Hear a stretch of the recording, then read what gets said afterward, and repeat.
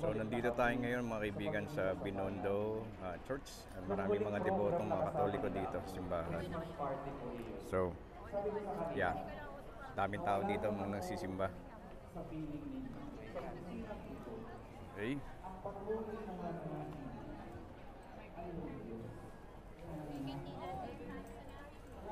Ang daming tao dito. Ayan. So, eto. Ito ang Binondo. Dito nagsushoot ang Batang Quiapo. Yan, daming tao. Medyo mainit nga talaga. Yan talaga ang tradisyon dito sa Pilipinas. So, dami. So, ayan. So, ang mga tao dito na nagsisimba sa labas.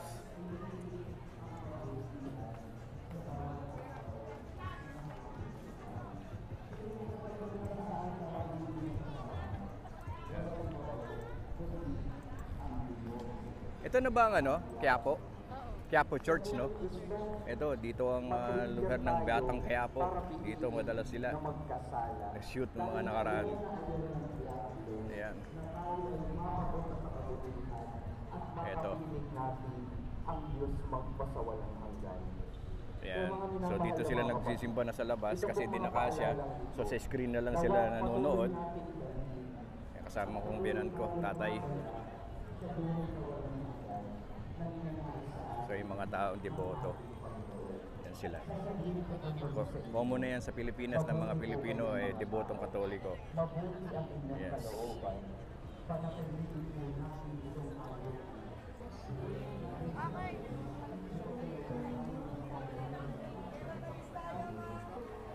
Ang daming mga tindahan dito sa paligid ng Quiapo. Ayan, mga dried fish. Ito. Dami yung mga seafoods, fresh seafoods.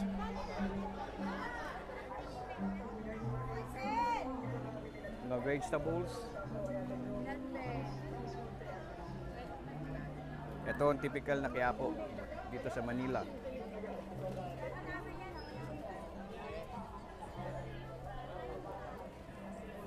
Ito yung may mga lutuing ulam. Yan. Laing. Paborito kong laing. Nandyan. Ayan ang laing. So dito yan sa Quiapo.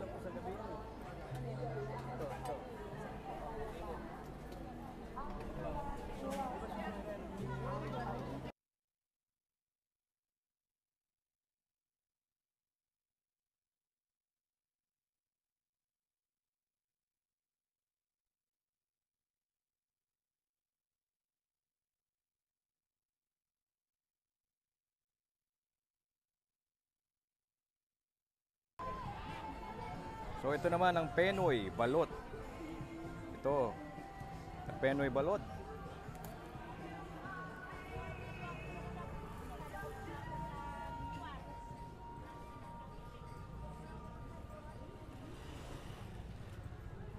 Daming tao talaga dito sa Manila. Pero enjoy naman mga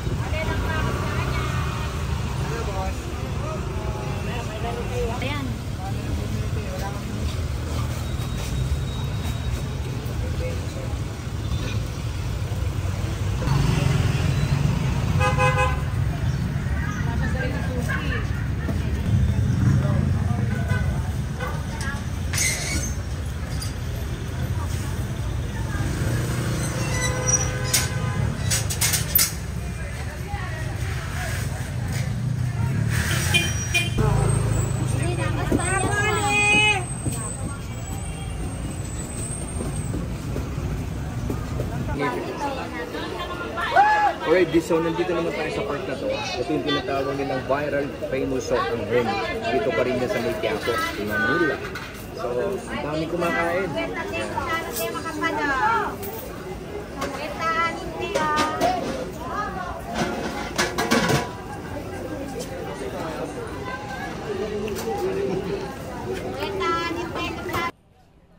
Okay, typical na itlog dito sa Pilipinas. Itlog puti.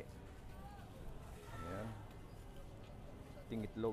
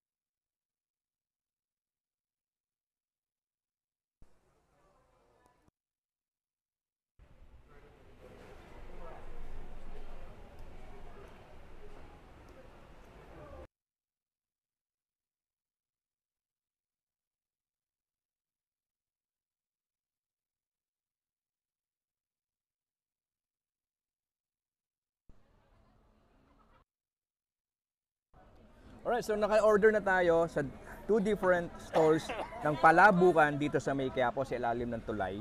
Okay? Kay Palabok ni Tisoy tsaka kay Pastora. So magkaiba po yan. So umorder kami ng dalawang Palabok ni Tisoy at kay Pastora. So titingnan natin ngayon kung anong differences ng lasa nila.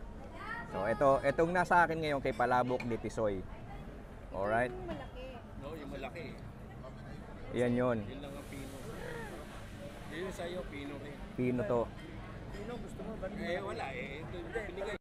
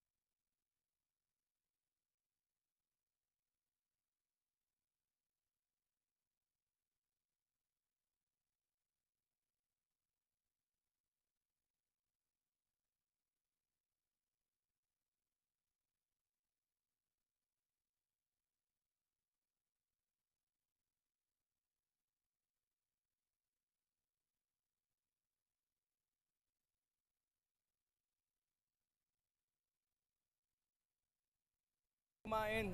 Dalawang palabok, dalawang klase ng palabok ang kinainin natin kay Pastora, tsaka dito kay Palabok de Tisoy. Ngayon, yung staff ni Pastora ay mag-i-invite sa inyo. Alright, ano pangalan mo?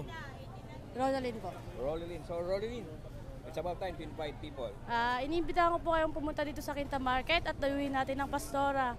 Palabok since 1939. Legit na original na palabok po. Alright, so gaya na sinabi niya niya. po yung page niya. Thank you. So punta kayo kay Pastora, Palabukan dito sa May Quiapo sa ilalim ng tulay.